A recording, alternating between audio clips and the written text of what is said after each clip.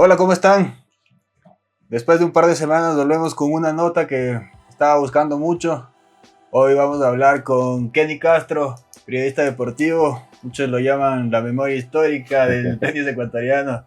Kenny, te agradezco mucho por venir hasta acá a conversar conmigo. Carlos, el placer es mío y bueno, pues siempre será bonito compartir charlas, historias, ¿no? En este podcast que sé que te va bien y que tienes con distintas personalidades, ¿no? Ya hace algún tiempo.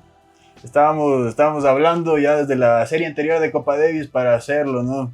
Vienes acá a Quito justamente por eso, le acabamos de ganar a Australia 3-1 contundentemente. Te venía preguntando qué tan histórico es este triunfo. Sí, efectivamente, es importantísimo, es histórico. Tú te das cuenta nada más sondeando un poco o viendo allí la repercusión internacional. Ahí te das cuenta. Tú entras a las redes de Copa Davis, Davis Cup, entras a las redes de medios prestigiosos de tenis, los mismos medios australianos. Hay repercusión. Hay repercusión. Por la instancia, porque eran qualifiers, no una instancia importante, y por el rival. El segundo país con más títulos en toda la historia de Copa Davis, con una tradición tremenda desde tiempos memorables. Tienen al único tenista que ha ganado el Grand Slam a año seguido, 2 veces, ¿no? Hablamos de Rod Laver. Y bueno, tienen ahora un Grand Slam que para los tenistas y gente es el mejor de los 4. Es increíble, ¿no? Y Australia es una potencia, con jugadores de gran nivel, ha mantenido aquello, así que por todo eso, yo creo que es un triunfo histórico, la verdad. Venían 5 tenistas, de ellos 4 eran mejor rankeados que el mejor nuestro, Álvaro Guillén, ¿no? No éramos para nada favoritos. ¿Cómo está esa idea de venir a jugar acá en Quito, ¿no? ¿Y qué diferencias hay entre el juego que se puede tener en la altura y a nivel del mar? Claro, el hecho de ser local te da algunas ventajas. En eso tú escoges la sede, el tipo de superficie, el club, la ciudad. Vas viendo muchas cosas, ¿no? Porque el tenis es un deporte donde los detalles cuentan, ¿no? Y más a estas instancias, porque la Copa Davis, a pesar que ha tenido algunos cambios últimamente, sigue siendo un evento por países importante. Al menos a mí me gusta. Me gusta, porque yo crecí viendo Copa Davis y conozco en muchos casos la interna de cómo viven los tenistas. O sea, les gusta. Y quizá me desvío un poquito a tu pregunta. Uno de los éxitos de Ecuador a través de la historia en Copa Davis es porque hay un legado y ellos saben lo que es vestir la tricolor. O sea, para ellos jugar la Copa Davis es un honor, no es temor, es un desafío.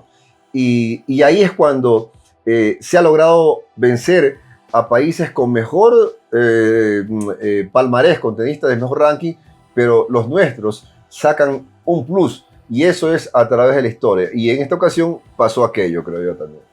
Ya que nos metemos en la Copa Davis y todo lo que representa para el país, digo, inclusive la gente que no está muy cercana al tenis, obviamente está jugando a tu país, ¿no? Y aquí en Quito, bueno, creo que hubo una buena respuesta. Pero bueno, y aquí justamente tienes tu libro que habla Sí. del catedralazo, ¿no? Aquí está, sí. Y creo que esa sí es la victoria más rimbombante de la historia del Ecuador, ¿no? Ganar la Gran Bretaña en Wimbledon, con Tim Henman, que era imposible, Así es. un Giovanni Lapenti de 17 años. Tú estuviste ahí. Sí, justamente estuvimos allí. Y ayer conversando con parte del cuerpo técnico de Ecuador, ahí entre broma y serio, yo les digo, con calma voy a hacer mi top 10 de los triunfos ecuatorianos de Copa Davis, ¿no? Y ya, pues voy a hacer y para que la gente interactúe y dé su opinión, ¿no? Pero sin duda, si Tomás, ya este es el triunfo más importante. Más el que lograron en el 67 por Ecuador ganando el Arthur Ashe, que venía, ¿no? Y este es así, efectivamente, este es el libro que sacamos por los 25 años que el año pasado se conmemoró. Tú ya adelantaste algunas cosas. Se jugó en la Catedral del Tenis, que es Wimbledon.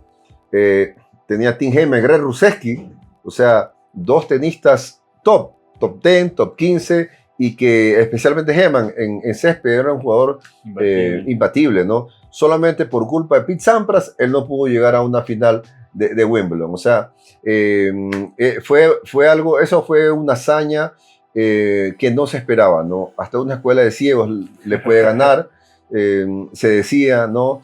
Y cómo era el trato, o sea, era un favoritismo absoluto y eso llevó a que se dé el catedralazo, como yo lo titulé el libro.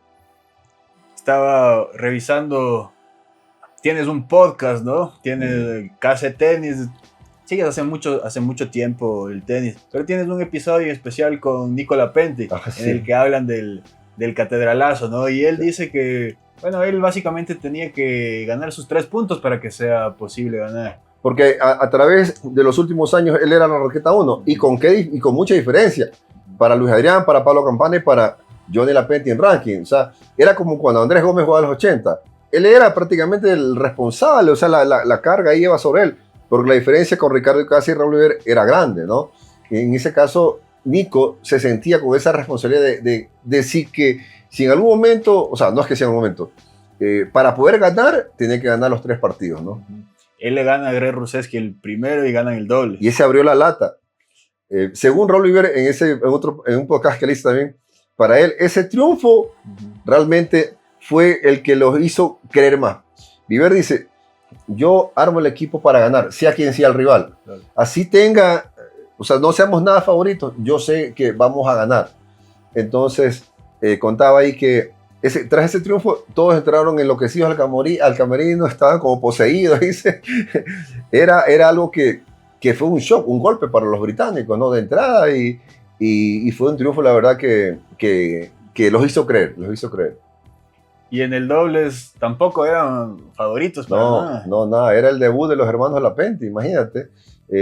Lo bueno es que ellos debut en Copa Davis, lo bueno es que ellos se conocían porque son hermanos, ¿no? Y tienen esa química, que eso es lo importante para un partido de dobles. Y jugaron espectacular, ¿no? Tuve la oportunidad de transmitir ese partido para la radio y la gente que ha podido ver por televisión algunos highlights se dan cuenta de cómo la precisión, el saque de Giovanni, las voleas ahí de Nico, ¿no? La personalidad, pararse ante 11.000 espectadores llenos, ¿no? No es fácil eso, ¿no? No es fácil. Después Nico dice que él pierde con Tim Heyman fácil en 3 sets y que básicamente se da por vencido, ¿no? Sí. Que era un Giovanni muy joven, que tenía pocos partidos en el Tour y tenía que jugar con Arvin Parman, un jugador que estaba metido entre los 150 del mundo, que también era muy complicado, ¿no? Sí. Nico salió después de ese partido con lágrimas, prácticamente llorando. Pero no le hizo notar a su hermano, le dijo, vamos, que esta es la oportunidad que todos quieren tener, que tú puedes, o sea, le dio ese ánimo, pero por dentro él pensaba que la serie se había terminado ya, ¿no? Y jugó Parmar, porque Ruseski, tras el partido de Lapenti, adujo lesión, pero hay mucha gente que habla de que realmente no se lesionó, sino que se frustró por la derrota, y tú sabes que el tenis es un deporte mental, si ya no estás bien, tú concentrado mentalmente, te vas. Y yo creo que más pasó por eso. Pero no hay pruebas así, pero es lo que se comentaba.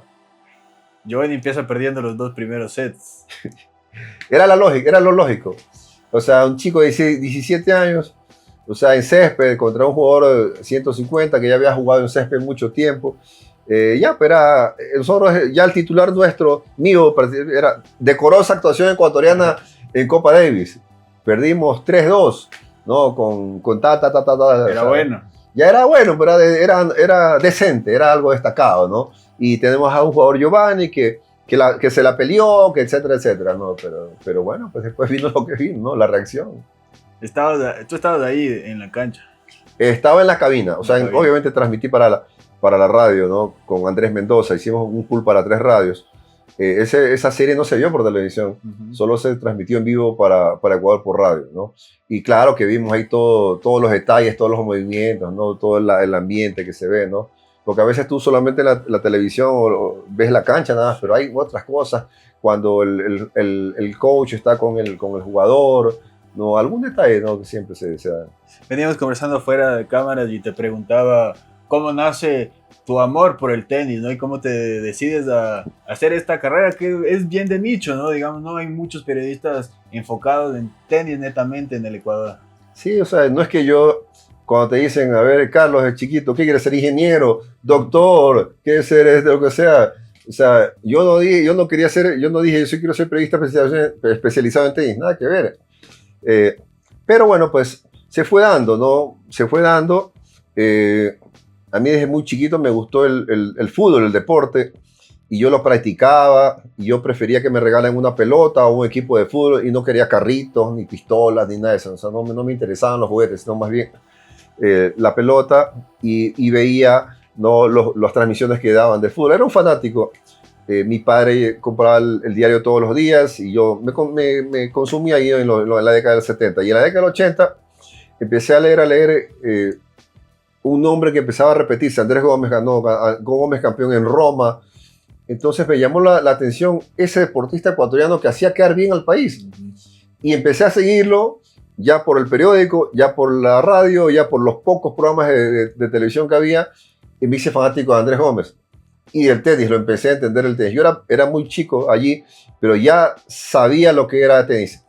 Sabía lo que había sido ganar el Abierto Roma, que Andrés lo ganó el 82 y el 84. Pasó a ser mi ídolo. Ahí me hice fanático del tenis, ¿no? Sin saber que iba a ser periodista, peor especializado en tenis. Ahí nació mi fanaticada por el tenis. ¿Y dónde estabas cuando Andrés gana Roland Garros? Estaba estudiando ya en universidad. No ejercía todavía. Lo vi como un fanático.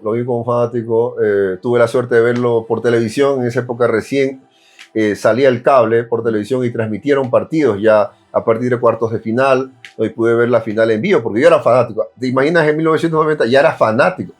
Y yo en VHS grababa los partidos de Andrés. Yo tengo grabado en VHS todavía los partidos de Andrés. Obviamente ya le hice transferencias, ¿no? Pero tengo todavía los VHS. Entonces lo viví ahí. Y me acuerdo que yo solo viendo el partido, porque quizás a la gente de mi entorno, o sea, no le interesaba, no me mencionaban, ¿no? Era yo como medio loquito, nomás viendo y sufriendo, porque uno sufre el partido de tenis, entonces yo lo vivía así, ¿no? Como un aficionado. Si nos ponemos a pensar lo que representa ganar un Grand Slam, no, es algo... Yo ya sabía lo que era un Grand Slam, entonces para mí era algo histórico, o sea, se jugaba el Mundial de Fútbol en el Italia 90 y el canal que tenía los derechos del Roland Garros era TC, Canal 10, y como yo lo vi por cable en vivo, o sea, no, pero me cuenta la gente que estaba en TC, solamente pasaban flash, no transmitieron el partido, solo se engancharon en el match point al final, algo la verdad que terrible habrá sido, o sea, si yo no hubiera tenido el cable, yo no sé cómo hubiera estado desesperado. Cuando no había live score tampoco. ¿Cómo te enterabas ahí? Claro. Y no había ningún periodista ecuatoriano transmitiendo ya, nada, no había nada. O sea, era la televisión internacional que no me acuerdo si era en NBC o ESPN, pero bueno, una de esas era la que transmitió para que la pude grabar. Uno se puede pensar, año 1990, sí. No conocíamos nada de lo que tenemos ahora, el tipo de comunicación. Tú que seguiste mucho a Andrés Gómez, ¿cuáles crees que son los mejores partidos de él en su carrera? O sea, Andrés realmente hizo el clic que es una pregunta que siempre le hago yo a los jugadores. ¿Cuál fue el momento que hiciste clic, que tú realmente en tu interior dijiste, yo me puedo dedicar a esto porque creo que voy a ser bueno? No necesariamente un partido que hayas ganado. Puede ser algún torneo, un partido que jugaste bien, perdiste. Y el partido que Andrés Gómez jugó con Jimmy Connors en el US Open en 1981, en el estadio central, en el estadio de cancha principal, que en esa época no era el Arthur Ashe, no existía el Arthur Ashe, sino el Louis Armstrong, con Jimmy. Es como que ahora juegue Álvaro Diego, Andy Andrade, con qué jugador estadounidense. O sea, es que Jimmy Connors era un ídolo, pues. Ponte Nadal, y que le haga un partidazo a 5-6, que lo haya tenido ahí contra las cuerdas, o sea, y toda la gente, porque el US Open es un torneo de muchas culturas, entonces hay ambiente. Entonces allí Andrés Gómez en 5 sets que perdió con Jimmy Connors, teniéndolo contra las cuerdas y jugando buen tenis, ahí se dio cuenta que podía. Entonces ese fue uno de los grandes partidos de Andrés Gómez. De allí las finales que ganó en Roma, de allí las Copa Davis que jugó cuando ganó en Argentina en el 85, las batallas con Lendl, ¿no? Que la mayoría las perdió, pero que las tuvo. La final contra Agassi en el 90, la semifinal contra Muster que lo liquidó. Qué gusto que me dio, porque 2 semanas atrás había perdido con Thomas Muster, pues la semifinal de Roma, ¿no? Y para mí Andrés era favorito para ganarle a Muster en Roma, y era el tricampeonato. Yo ya soñaba en el tricampeonato de Andrés en Roma, que para mí es, después de Roland Garros, el torneo más importante de García. ¿Ese era Super 9 en ese momento? No existía eso de Super 9, era un torneo así grande, ¿no? Ya, Super 9 a partir del 90 puede ser que dice, pero antes era un torneazo. Ya, perdió, pero Andrés dice que no es que no dio todo, sino que dosificó y más bien él pensaba en Roland Garros. Mira cómo son los jugadores, o sea, ya tenía en mente el Roland Garros. Sí. O sea, no le importó, o sea, no es que no le importó, sino que no lo tomó como catástrofe haber perdido con Muster. Cuando lo tuvo ya en semifinal en Roland Garros, ahí lo liquidó. O sea, ahí se vio ese arte de Andrés Gómez, que era un artista para jugar. Tenía buen saque, zurdo, tenía una derecha tremenda, era un jugador que daba gusto ver jugar, ¿no? Era mucho talento. Técnicamente, claro que sí, técnicamente. Entonces esos partidos fueron con Muster, con Agassi, que yo lo disfruté mucho, la verdad. ¿Y en Copa Davis, Andrés? En Copa Davis, la final del 83 contra Brasil, que le ganamos 5-0, y ahí fue el ascenso al Grupo Mundial por primera vez, ¿no? Ahí los liquidó a los... Andrés, en Copa Davis, en Guayaquil, era su bastión, o sea, era imbatible, hasta que llegó Martín Haidt en el 88, que le ganó, Argentino, sí, que perdimos esa serie, ¿no? Bueno, como todo todas rachas deportistas y rachas se cortan, ¿no? Y hay un día que no pudiste, pero los partidos que Andrés jugaba en Guayaquil en Copa Davis era una afición, tú ponte a ver archivos, lo que sea, era gente lleno el estadio, con barra, ¿no? Era una ciudad muy tenística Guayaquil, y Andrés, todos los partidos que jugaba en Copa Davis en Guayaquil era un espectáculo.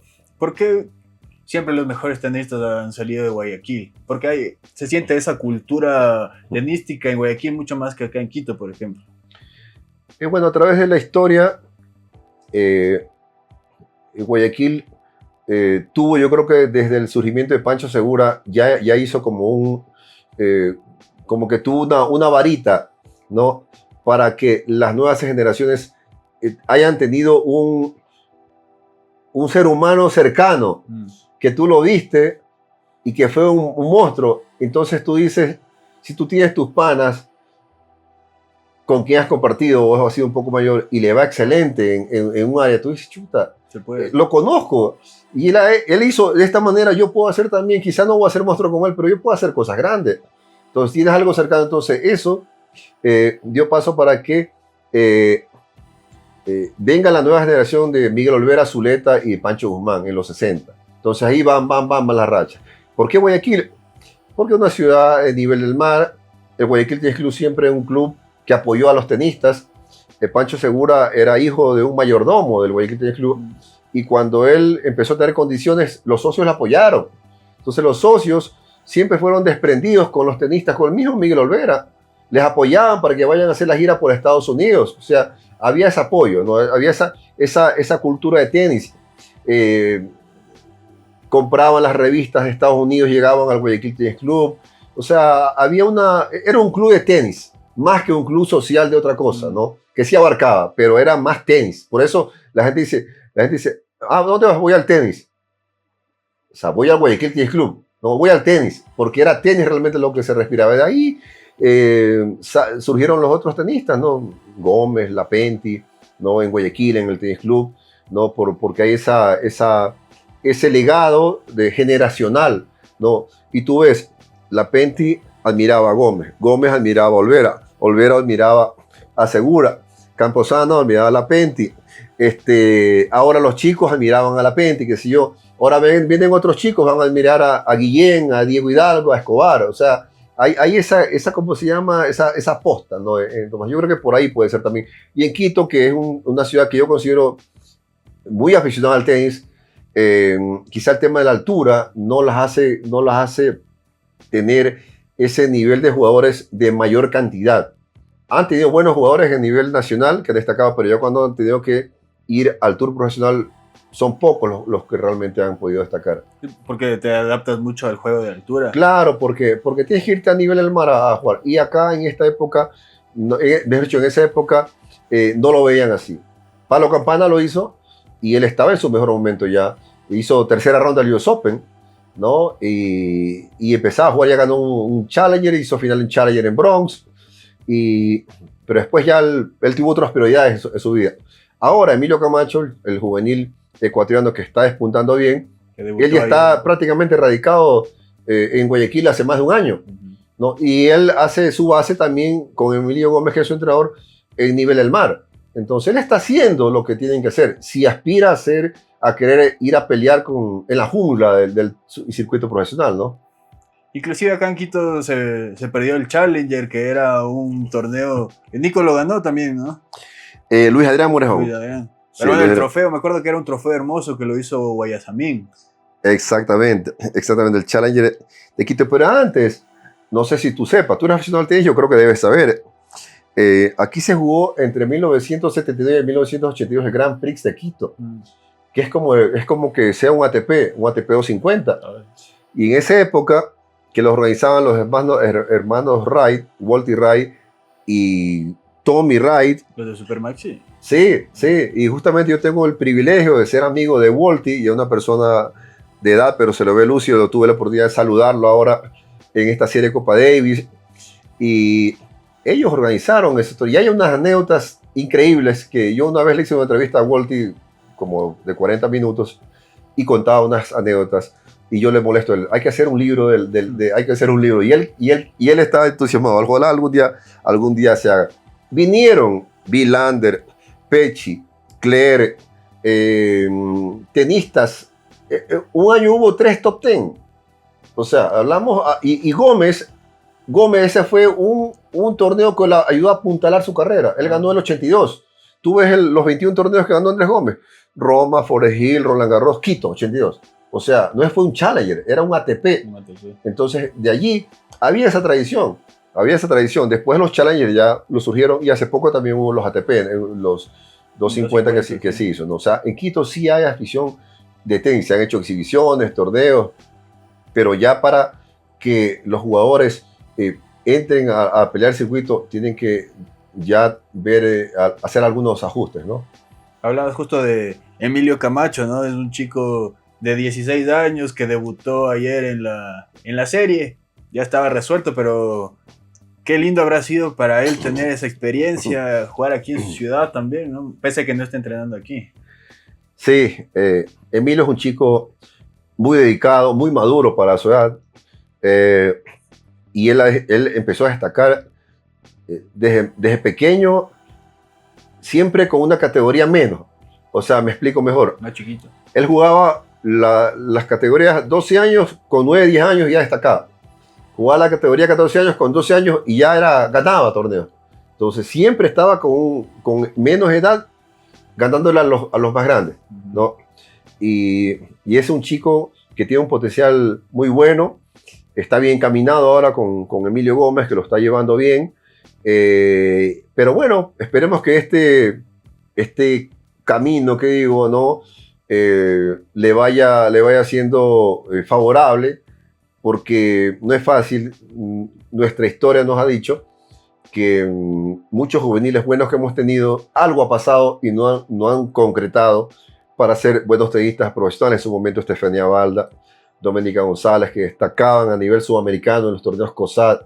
En varones también tuvimos muchos buenos tenistas, Arango y Casa, Gato González, tantos otros jugadores, ¿no? Como Zavala, qué sé yo. De Quito también tantos buenos jugadores, pero cuando ya tenía que darse ese salto al profesionalismo, algo pasó. Entonces, hay que seguir insistiendo, y que tanto Emilio Camacho como Lucas Yunes y Ángel Vélez, que son el tridente, considero yo, de esa categoría juveniles, ese camino más adelante, con el apoyo de cuerpo técnico, de auspiciantes, ¿no? De dirigentes, ¿no? Y esfuerzo propio, ¿no? De su entorno, logren ir a los primeros planos. Lo que uno piensa siempre del tenis, no sé si sea un prejuicio, es que es un deporte caro, ¿no? Para entrenar al máximo nivel necesita ¿cuánto un juvenil? $50,000, $60,000 al año.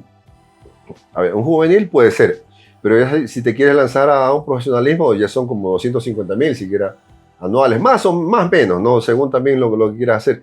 Es un deporte caro, sin duda, desde pequeño mismo. O sea, si tú tienes un hijo, una hija que empieza a jugar, y si es ahí, tiene un nivel normal, chévere, disfrutas verla jugar a tu hijo, a tu hija, pero sabes que vas a gastar menos en zapatos, menos en raquetas, en cuerdas, qué sé yo, porque va a gastar menos, ¿no? De repente no tiene que viajar a todo el país a competir, pero si el niño te sale bueno y él está entusiasmado, tú le vas a cortar las alas, no le puedes cortar las alas. Entonces ya te va a gastar más zapatos, etcétera, etcétera, todo se va a gastar. Y eso, ¿quién lo asume? El padre, pues. Porque no hay sponsors para juniors, ni en tenis, ni en ningún deporte en Ecuador, no hay. Aquí las empresas, con sus razones, ¿no? Apoyan cuando ahí ya está hecho, ¿no? Ahora vemos, ¿no? Que a los juniors ahora los están apoyando. Sí, Camacho, Yunes tienen allá algunos sponsors, ¿no? Eso está bueno, ¿no? En todo caso, eso es lo que se puede decir, ¿no? De los juniors, ¿no? Hablaste un poco del tenis femenino, ¿no? Que por ahí no es tan rimbombante, no ha sido. Y pensaba en los libros. Tienes 2 libros, ¿verdad? Ah, sí. El primero se llama Hazañas y leyendas del tenis ecuatoriano. Ahí hablas un poco más del tenis femenino. Claro, ahí incluía el tenis femenino, obviamente que sí. Hay buenas historias, ¿no? De las damas, pero que no llegaron a planos de Miguel Olvera, Nadia Gómez, ni Nicolás Lapenti. Nada que ver, ni de Emilio Gómez, ni de ahora de los Álvaro Guillén. En su momento, Alicia Wright, familia de los que organizaban el Grand Prix de Quito. Mira que era una familia tenística. María Eugenia Guzmán, que para mí hasta ahora es la mejor tenista ecuatoriana de todos los tiempos. Y María Eugenia Guzmán destacó en los 60 y 70. O sea, ella destacó en bolivarianos panamericanos y llegó a jugar Grand Slams. No jugó alguna vez con uno del mundo. Así hizo segunda ronda, tercera ronda. Y eso es en los 70. Y no más. Porque ahí las citas destacadas, María Dolores Campana, ahora Mel Reascos, todavía no logran, ni Doménica González en su momento, no logran pasar a lo que hizo María Eugenia en los 60 y 70, ¿no? ¿Por qué me vas a preguntar? A veces el tenis sudamericano ecuatoriano para niñas hay mucho recelo de los padres mandarlas a que compitan afuera, ¿no? Porque tienes que mandar con entrenador, o sola no la vas a mandar a una niña de 16 años, 15 años, 17 años, ¿no? Tiene que ir con entrenador, a veces tiene que compartir habitación con otros jugadores, o sea, es un poco más complejo, pero si es un varón que se meta ahí con 3, 4 amigos, 4 panas de entrenador, entonces la mujer es mucho más delicado en ese sentido. Una barrera cultural. Sí, o sea, y no sé si yo como padre mandar a mi hija de 14, 12, 13 años a que comparta una gira de 5 semanas con un entrenador y que comparta habitación con tenistas, con varones, o sea, no me sentiría yo tranquilo, la verdad. Pero si tú ves las rusas, las europeas, ellas a los 15 años van ya no tienen ese complejo, ni las americanas. Entonces, por eso también puede ser una de las razones, ¿no? Estaba pensando, empiezas a viajar, me contaste en los 90s, sí. Seguiste toda la carrera a Nicola Pentti. Sí, yo en el periodismo del tenis, ya digamos que ya con más campo, digamos, con más especialización, lo inicié en 1994, cuando en Radio Caravana integré el staff del programa que se llamaba Match Point con Mario Canesa, Tyron Flores, 94. Y en el 95 ya entré a Cable Deportes a hacer un programa de televisión que se llamaba Tennis Show. Entonces ahí digamos que empieza mi carrera periodística tenística. Y justamente Nicola Pentti, el 94 fue su último año de junior y el 95 empezó ya a full con su carrera profesional. Entonces yo lo cubrí prácticamente, seguí como periodista su carrera de tenis. No como Andrés Gómez, que lo seguí como aficionado, ¿no? Por periódico, por videos, qué sé yo, ¿no? Entonces con Nico sí lo seguí, lo conocí. Estaba viendo una entrevista que tienes con Larry Pasos, ¿no? El entrenador sí, con Larry, de Guga. Sí. Guga y Nico eran muy buenos amigos. Panas. A tal punto de que cuando Nico se casó, qué sé yo, ¿hace cuántos años era? No sé, 10 años, más de 10. Guga vino, estuvo invitado en la fiesta, estuvo el matrimonio de Ramón Delgado y Guga Curten, me acuerdo. Estuvo Guga. Y así mismo cuando Guga tiene cosas así personales, particulares, Nico va para allá.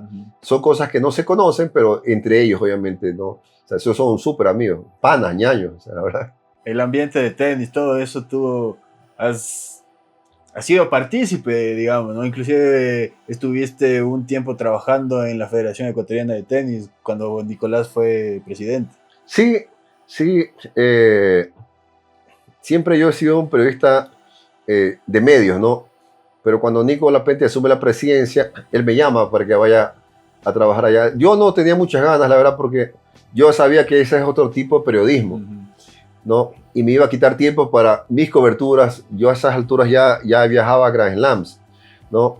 Entonces ya me iba a limitar. Pero bueno, por la consideración, el respeto que le tengo a Nicolás Lapenti y porque iba a ser también un trabajo, un desafío para mí. Estuve trabajando 4 años ahí en la federación hasta que cumplí los 4 años y me retiré, ¿no? ¿Y cómo fue esa experiencia, estar ahí adentro de la federación? Bien, buena. Es distinto. A la manera que yo vivo mi profesión es mucho trabajo, es bastante. Sí. Es bastante, porque ahí no sigues un torneo, no sigues unos tenistas, tienes que cubrir a todos los torneos nacionales G1, G2, G3 de Cuenca, de Guayaquil, de Quito, de Ibarra, ¿no? Tienes que seguir la Copa Davis, la Copa Federación, que ahora se llama Billie Jean King Cup, o sea, todo, o sea, abarca todo. Entonces tienes que tú darle el espacio a todos, ¿no? Entonces es más, y a veces no tuve yo muchos problemas, pero tuve algunos inconvenientes con algunos padres de familia, porque a veces los padres de familia están equivocados, ¿no? Y te digo, algunas veces, muchos padres de familia han sido culpables que sus hijos no surjan, ¿no? Por la presión que les meten a los chicos y porque piensan que saben más que los entrenadores y más que los tenistas. Entonces, a mí tuve algunos roces con padres de familia. Entonces, yo cuando salí de federación, un alivio para mí eso. Te lo digo de verdad. Kenny, así como la vida del tenista es cara, viajar, ir a Grand Slam, Masters 1000, etcétera, todo lo que conlleva el tour, pues también debe ser oneroso, digo, para ti. ¿Cómo gestionas todo ese tipo de gastos y eventos? Mira, cuando empecé el periodismo y especialización en tenis, yo tuve la suerte, digamos, la fortuna de que el dueño de la radio, Mario Canesa, era un apasionado del tenis. Entonces yo fui a cubrir varias Copas Davis enviado por Radio Caravana, ¿no? Que te daba todo, te pagaba todo, pasajes, todo, etcétera, etcétera. Y uno que otro torneo que iba así a cubrir, me apoyaban, ¿no? Pero yo en el 2008, sí, salí de la radio y estuve un tiempo ahí medio stand-by, o sea, medio ya viendo la cosa como era. Incluso hasta pensé, yo tenía un hermano que vivía en Estados Unidos, empecé hasta a irme empecé a sondear a ver si me iba para allá. Yo sabía que allá ya iba a ser otro tipo de trabajo, porque fueron unos meses un tanto complicados, ¿no? Pero hasta que me decidí seguir nomás con mi vida periodística, porque yo tenía un backup, ya, o sea, ya había sido jefe de prensa de muchos torneos, etcétera, etcétera. Entonces, en adelante, yo decía entre mí, bueno, pues ya, yo hasta esa época solamente había ido al US Open, porque mi hermano vivía allá y me daba hospedaje, qué sé yo. Nunca había ido a Roland Garros, nunca había ido a Wimbledon, nunca había ido a Australian Open, nada. Y yo cuando ya salí de la radio y empecé a trabajar ya prácticamente por mi cuenta como periodista independiente, me tocó hacerla. Yo dije entre mí, ya aquí es difícil que vaya a torneos, ¿no? Pero bueno, pues uno tiene que adaptarse a las circunstancias. Y ahora la pregunta que tú me haces, bueno, son auspiciantes, con sponsors, ¿no? Que logro viajar. No viajo mucho, porque obviamente no hay mucho dinero para hacerlo. Y en el transcurso de los años he tenido también la suerte de hacer amigos periodistas de otros países. Entonces a veces nos damos la mano, compartimos habitación, ¿no? A veces me reciben por acá, por acá, por acá. Entonces uno se va, digamos que, adaptando a todas las circunstancias. Y sí es caro, la verdad. Es caro, pero bueno, uno tiene que trabajarla con tiempo, porque eso es un trabajo, te digo. Conseguir auspiciantes para un Grand Slam es un trabajo de meses, ¿no? Y cuando empiezas a trabajar ya en el torneo, es el trabajo. O sea, no es que tú vas las 2 semanas no, es antes. Es antes y es estresante a veces, ¿no? Entonces esa es la manera que logro ir a hacer coberturas, ¿no? Hablaste de los amigos que te van dejando otros amigos periodistas del tenis, ¿no? Y te quiero preguntar por una de las figuras más representativas, creo yo, en el periodismo latinoamericano de tenis, que falleció hace poco, Guillermo Salatino. Él escribe el prólogo del Catedralazo. Sí, me quiebro, me van a disculpar. Tranquilo. Sí, la verdad que...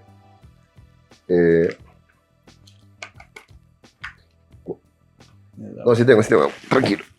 Con Guillermo hay una historia, la verdad, muy, muy chévere. Sí.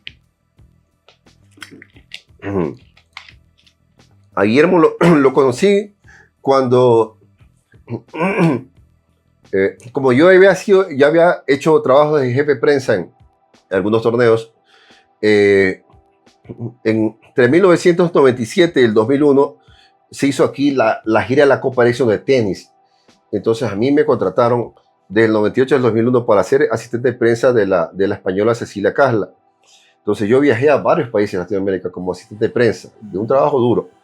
Y Argentina era una de las sedes. Entonces ahí empecé a conocer desde el 98 en adelante a los periodistas argentinos que cubrían tenis. Y el 1999, Ecuador es sede de Copa Davis en Salinas contra Argentina, que Andrés Gómez con 33 años jugaba todavía. Y estaba Nico, venía a hacer semifinal de Australian Open.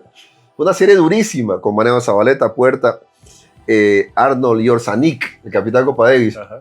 Y Andrés Gómez con 39 años. Entonces vinieron como 10 periodistas argentinos, porque era importante. En ese momento la Legión, ¿no? Nacía la Legión. Zabaleta, Puerta, no. Gaudio, Coria. Ellos venían ya más atrás, no la Legión. Y yo era jefe de prensa de esa Copa Davis. Fui jefe de prensa de la Copa Davis. ¿Qué tiene que ser un jefe de prensa? Atender a los medios, darle facilidades. Entonces, y vino Guillermo Salatino.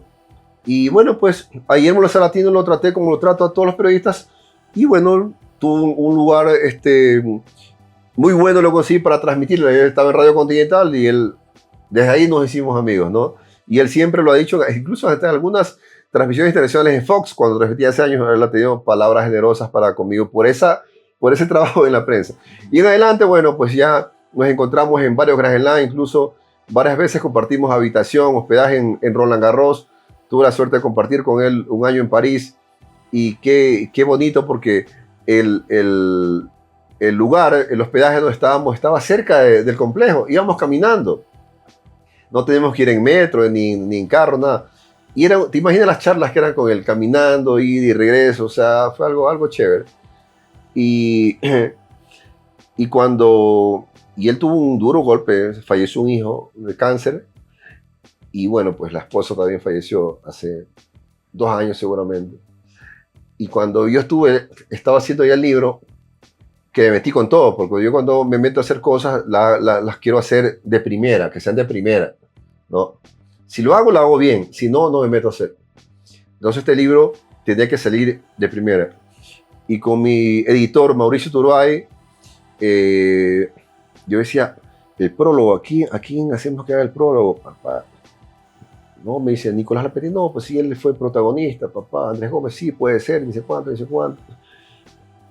Y yo le digo a Mauricio, y si le digo a Guillermo Salatino, le digo, pero lo que pasa es que es argentino, le digo yo, extranjero, capaz que no va a pegar bien. No, me dice, tú eres amigo del Claro, le digo. Ese es, me dice. Y lo llamé, pues, esa noche. Bueno, yo adecuadamente digo, Salata, pues le decimos, Salata, ¿te puedo llamar? Claro, Kenny me dice, y lo llamo. Él tenía pocos meses que había fallecido la esposa. Y cuando hablé por teléfono con él, lo sentí triste. Estaba solo en su casa. Él tiene sus hijos, su familia, pero ya en su casa estaba solo. Entonces hablamos como 1 hora y estaba contento. Cuando yo le dije, mire, tengo este proyecto, quiero, Kenny, es un honor para mí, me dice.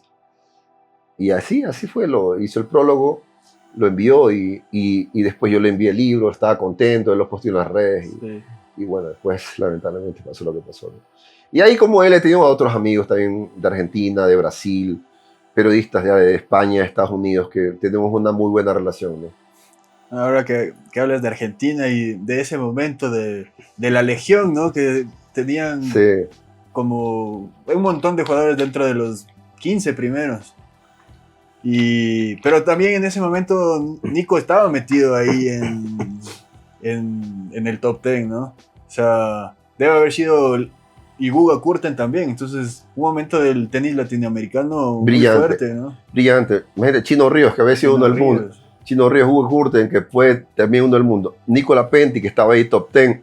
O sea, y los argentinos ahí, que estaban Zabaleta, Esquilari. Después vino Gaudio, Coria, Nalbandián, Chela, Caleri, una locura. O sea, el tenis latinoamericano, Horna en Perú, Mazú, Fernando González en Chile, Ramón Delgado en Paraguay, que le ganó a Pete Sampras en Roland Garros siendo Raúl Iber su entrenador, y la Legión Argentina que hasta ahora se puede repetir, ¿no? Entonces fue un gran momento del tenis ecuatoriano, hablamos de los años 90 y 2000, ¿no? Me quedo yo, bueno, te decía que aquí en mi casa siempre se seguía de los deportistas ecuatorianos y con Nicolás Lapenti, bueno, era todos los partidos que juegue, en ese momento ganaba torneos, me acuerdo, Lyon, Kitzbühel, lo veíamos mucho. Ya te veías televisión por cable, claro, pues ya lo podías ver. Cable, era los primeros años del claro. que nosotros teníamos cable.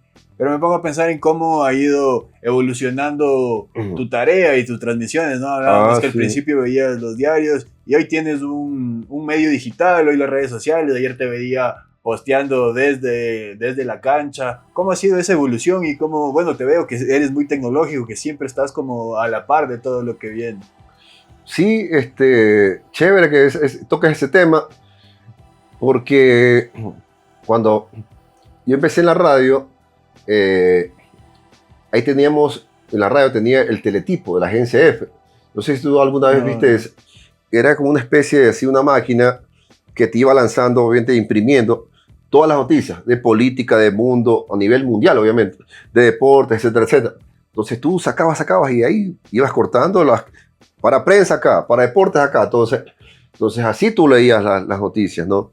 Ese era el teletipo. Y cuando yo hice por primera vez jefe de prensa, que me contrató Fabricio Valdivieso al primer Challenger de Salinas, que fue en 1996, que yo no sabía cómo manejar una sala de prensa, pero él me contrató porque veía que yo era un periodista de tenis.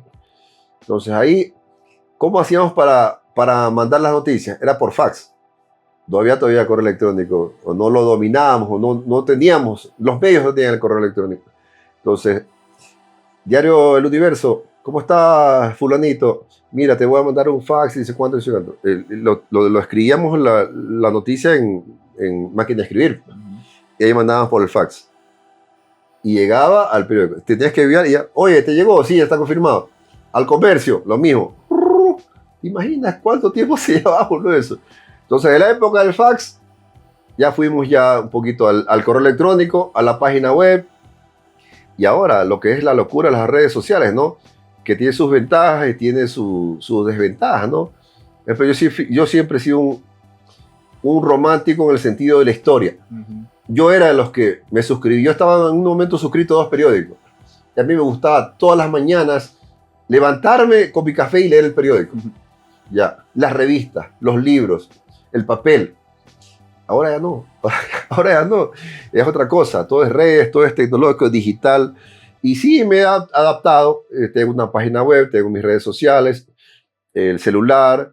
Y tengo gente que me ha ido acompañando también en este trabajo que ahora ya es distinto con redes sociales, ¿no? Que es chévere, pero bueno, pues tocó adaptarse al cambio, ¿no? Bueno, y ahora que estamos acá en mi podcast, tú también tienes un podcast y a mí me parece muy, muy interesante. Siento en ti esa confianza en que los tenistas se sientan a conversar y no como que se ponen el cassette, tienen la respuesta automática, sino que con una confianza del tiempo que te conocen, ¿no? Con Nicola Penti, con Emilio Gómez, Campuzano. Bueno, son notas súper interesantes. Pero me alegro que te guste y que haya tenido, que tenga ese retorno, ¿no? de la gente que lo sigue. Y bueno, pues en el transcurso de los años, ¿no? Yo he seguido la carrera de ellos, ¿no? Y yo siempre he mantenido el respeto, el espacio, ¿no? Con algunos de ellos he tenido una relación más de amistad, con otros no tanto, pero el respeto siempre ha estado, ¿no? Y la confianza para poder tener ese tipo de... Porque yo te digo una cosa, el periodista siempre tiene que saber darle el espacio al deportista en este caso, no invadir su privacidad, saber hasta cuándo puedes llegar. Yo he estado en ciudades fuera del país compartiendo con el equipo Copaes, pero yo ya me doy cuenta cuando ya estoy de más y yo mismo me retiro. Porque ellos necesitan su espacio, necesitan conversar ya lo que es su nota, su previa del partido, no sé, cosas así. Porque no es que yo me quedo ahí escuchando, no, yo sé hasta qué momento y hasta qué momento. Entonces, incluso me acuerdo en los primeros días, los primeros años que iba a cubrir los entrenamientos, como yo ya sabía de tenis, yo sabía que un entrenamiento es serio para ellos. Claro. Uno no puede estar ahí a la cháchara con otros colegas ni nada de eso. Tienes que quedarse calmado hasta el entrenamiento porque ese es el trabajo de ellos. Entonces esos pequeños detalles también quizá hicieron para que ellos se den cuenta que yo respeto su trabajo, ¿no? Claro, no me imagino desde afuera gritándote, Nico, vamos a pegarle bien al slide, o Nico, estás fallando a la derecha. Claro. O a veces te digo que van colegas y mientras esperan las entrevistas, están en la chacota y se hace bulla, pues. Entonces eso no está bien. Y eso los tenistas lo ven como una falta de respeto, pero de repente los colegas lo hacen sin mala intención. Sin conocer. Sin mala intención, pero hay que conocer, pues. Hay que respetar, ¿no? Y yo creo que por eso también una de las situaciones, ¿no? Y a veces, bueno, me ha tocado cubrirlos. A veces me ha tocado ir a torneos por pasión, porque me gusta. Y ellos han valorado eso. Por ejemplo, a mí me gustan los deportes. Digo, me gusta ver los Juegos Olímpicos, Juegos Panamericanos, me gusta la natación. Me gusta la natación, el atletismo. Yo practiqué atletismo también. Me gusta ver el básquet. Entonces, Juegos Olímpicos yo quisiera alguna vez ir como periodista acreditado, pero lo veo difícil porque es un poco complicado el tema de acreditación. Pero si hubo una oportunidad para Lima, el 2019, los Juegos Panamericanos de Lima, y a mí Lima es una ciudad que me gusta. Estaban ahí Emilio Gómez, Quirós, Gonzalo Escobar. Y yo no tenía fe que íbamos a ganar alguna medalla. Y ya planifico el viaje, no tenía sponsor. Tenía uno nada más que... Chuzo, yo estaba con esas ganas. Y me fui en bus. Me comí las 26 horas en bus de Guayaquil a Lima. Llegué a un hotel modesto. Y ya pues, con lo que pude conseguir de ese único sponsor, y fui a cubrir allá. Y Ecuador consiguió la primera medalla de oro en tenis panamericana. Andrés Gómez había conseguido una de bronce en singles. Y en dobles habíamos conseguido plata antes, con Olvera, con Guzmán, con Camposano, con Quirós, con Escobar. Y Gonzalo Escobar y Roberto Quirós ganan el oro a Argentina, ¿no? Y qué alegría, ¿no? Haber transmitido eso, haber pegado ese viaje. Y una entrevista que le hice ahí a Roberto Quirós y a Gonzalo Escobar, y le nació a Roberto Quirós. Esta medalla la dedico a administradora y familia, y también te la dedico a ti porque viniste en carro acá a cubrirnos, o sea, chévere ese detalle, la verdad. Ese reconocimiento. Sí. Yo no fui en carro para que me digan eso. Yo quería ir a ver, porque aparte me quedé viendo el atletismo, lo vi a Alex Quiñones, lo vi competir ahí, vi el básquet, vi la natación, o sea, yo quería ver eso. Y coincidió con eso. Yo no fui para que me digan, oye, che, no, simplemente fui. Entonces, a veces ellos se dan cuenta de eso, sacrificios que uno hace, ¿no? Yo no voy para que un tenista me pague, ¿no? Nada que ver, simplemente, no. ¿Cómo, bueno, obviamente acabamos de ganar una serie, pero cómo ves las carreras de los integrantes actuales de Copa Davis? Andy Andrade, Álvaro Guillén, está Diego Hidalgo, se me fue el nombre del otro doblista. Gonzalo Escobar. Gonzalo Escobar. Bueno, ya de Emilio Camacho hablamos. A ver, yo le tengo fe a Álvaro Guillén y a Andy Andrade, nuestros ciclistas, de que mejoren sus rankings. Están abajo de los 200. Yo creo que Álvaro Guillén tiene una buena base. Desde la época que empezó con Andrés Gómez, entrenador, pues él surgió de la Academia Gómez Viver, ahora que tiene varios años ya con equipo técnico argentino. Yo estoy seguro que este año Álvaro Guillén se mete en el top 100.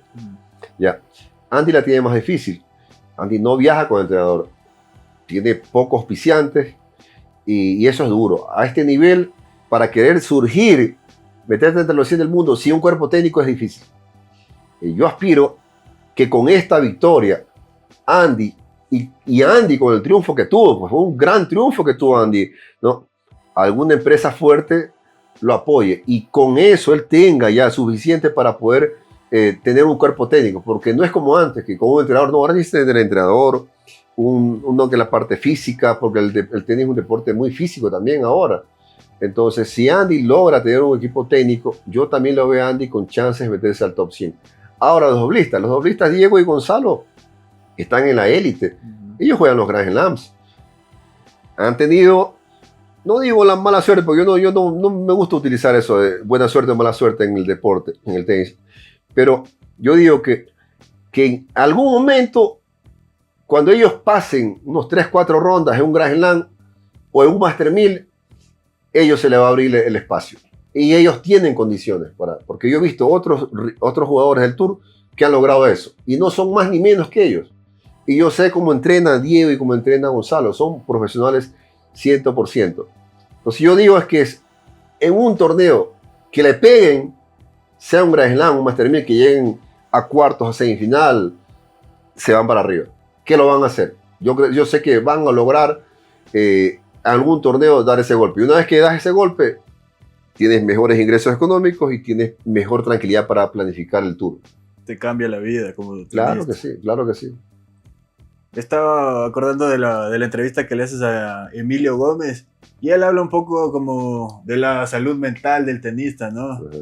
Del toda esa presión, digamos, hablamos de que es un deporte caro, de que cada buen resultado te puede ayudar para seguir con tu gira. Debe pesar mucho en la cabeza esa presión, no solamente del juego, sino también de lo económico para ellos. Sí, eso es algo de, mira que la salud mental el año pasado, no sé si tú viste el posteo de Federico Gómez, el tenista argentino, ¿no? Fue muy, muy duro y sensible, ¿no? Como los jugadores, este deporte que es tan mental, y ahora mucho más complicado con el tema de las apuestas, que ahora te mandan mensajes amenazando, o sea, es terrible esta situación.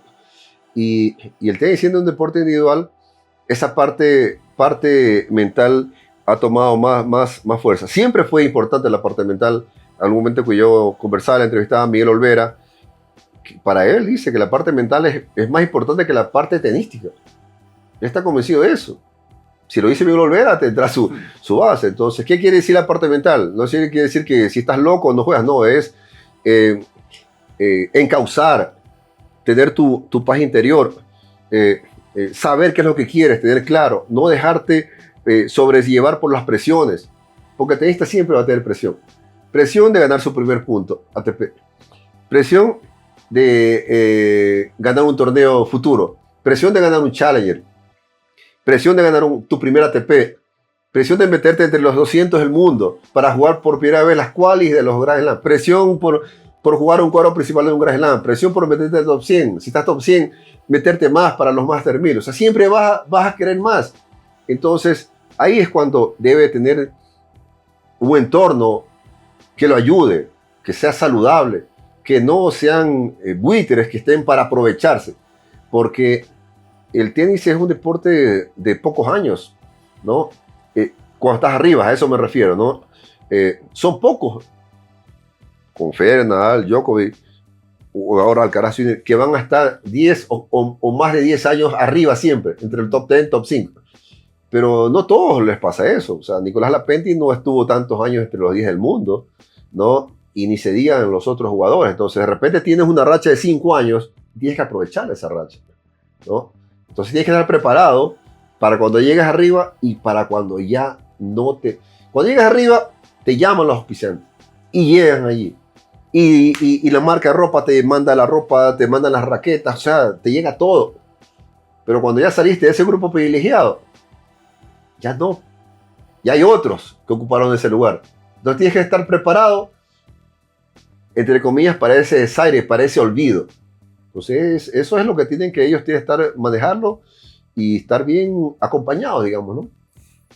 Y volviendo a la base, ¿tú qué le recomendarías a un chico, una chica y a su entorno familiar que ven que tienen condiciones y que pueden optar por jugar tenis profesional o quizá la universidad? ¿Cómo iniciar? ¿Cómo arrancar? Me habla específicamente de tenis. Sí, de tenis. Primero, darse cuenta, el padre conoce a sus hijos, ¿no? Si realmente le gusta, si el niño está disfrutando, no obligarlos. ¿Ya? Yo tengo una niña y que yo la metía para que aprenda a jugar tenis, porque mi idea era que, porque es chiquita, cuando vaya creciendo, ella aprenda a jugar y juegue conmigo, porque ella no vive conmigo, vive con su mamá.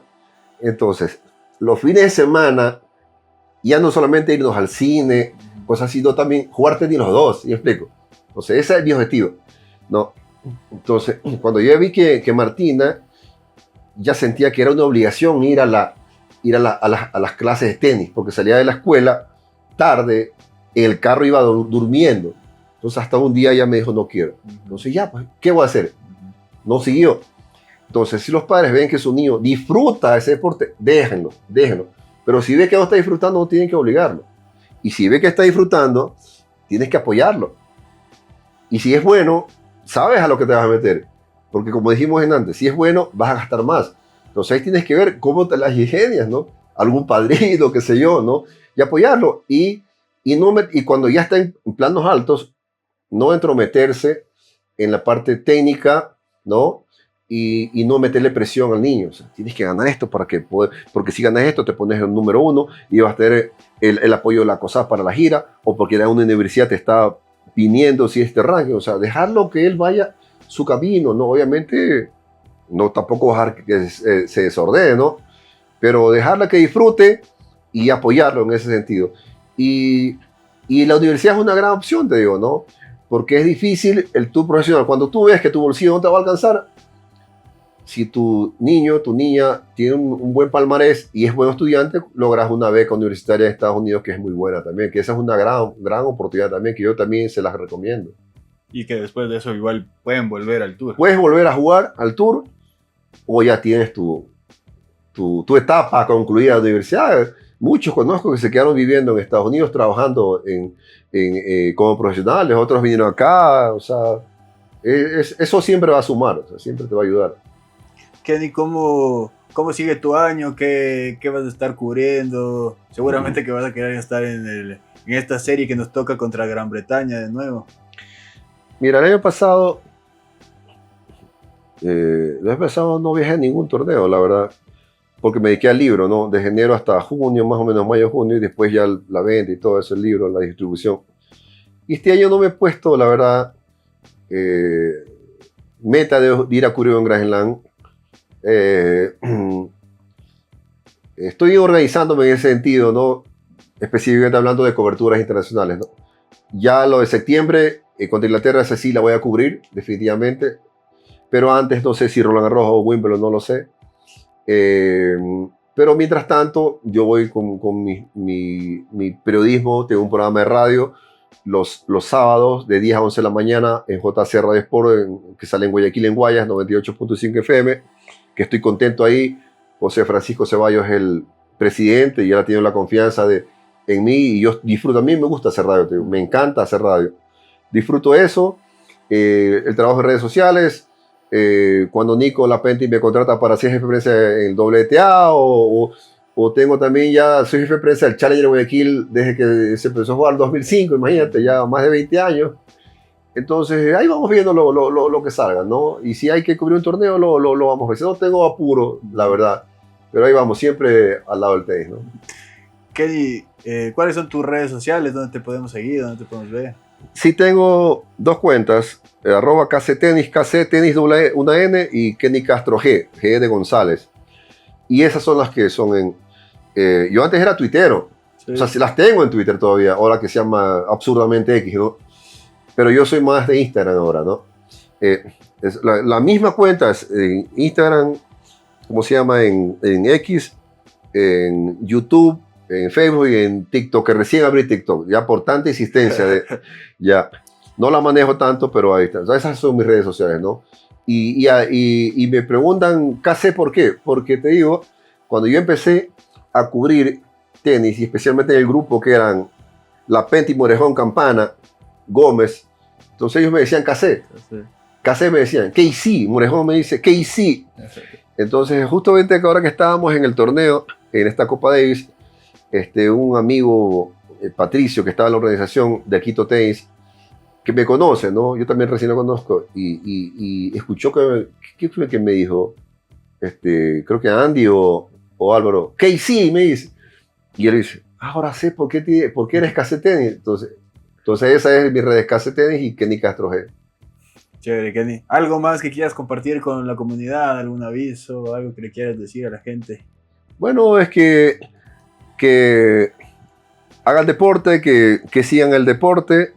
En este caso, a mí me toca el tenis, en estar en como tú decías, este nicho, que yo no lo escogí, sino que el camino me fue enrumbando hasta ahí y que yo seguiré en esto, ¿no? Y bueno, pues y que busquen sus objetivos, ¿no? Busquen sus sueños. A veces hay palos en el camino y hay que tratar de pasarlos y adaptarse en algunos casos, ¿no? Así que hagan deporte y disfruten el tenis también, que es muy bonito. Kenny, muchas gracias por tomarte el tiempo y por esta conversación.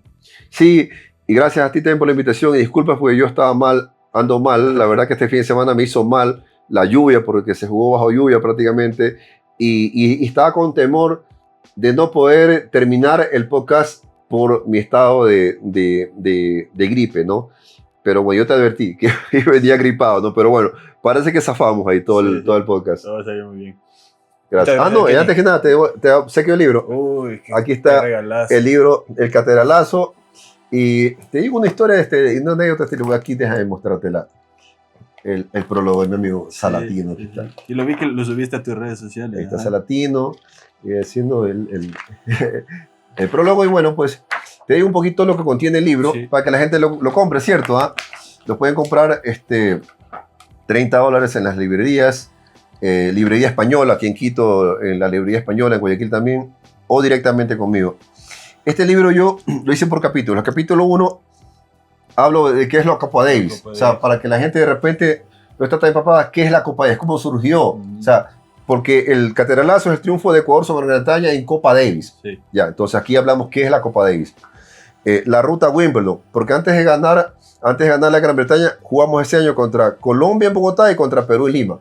Porque si no ganábamos ninguna de esas series, nunca íbamos a jugar contra Gran Bretaña. Zona americana. Eso era, claro, era zona americana, grupo 1. Grupo 1. Entonces, o sea, ¿cómo llegamos a Londres? Por ganar estas dos series, ¿no? Aquí cuento las previas, los entretelones de cómo eran los entrenamientos, ¿no? Cosas ahí chéveres de lo que me contaban. ¿Morejón gana en Lima es de esta serie? Claro, la que le gana a Venero. Entonces, la previa en Londres, los entrenamientos, las batallas, que era de los partidos. Aquí una estadística, a mí siempre me han gustado las estadísticas, te digo. Primera fila, hubo gente, directivos importantes que estuvieron allá, los charlé también con ellos. Un perfil de ellos, de los héroes, un poquito de cuál fue su currículum y qué hacen ahora. Lapenti ahora es empresario. Y aquí está. A ver, este es el perfil de los héroes. Lapenti es jugador. ¿Pero qué hace ahora? Aquí está con Guga Kurten, Y con Del Potro, porque él es empresario tenístico, ¿no? Por ejemplo. Giovanni Lapenti, soy poco jugador. ¿Qué hace ahora?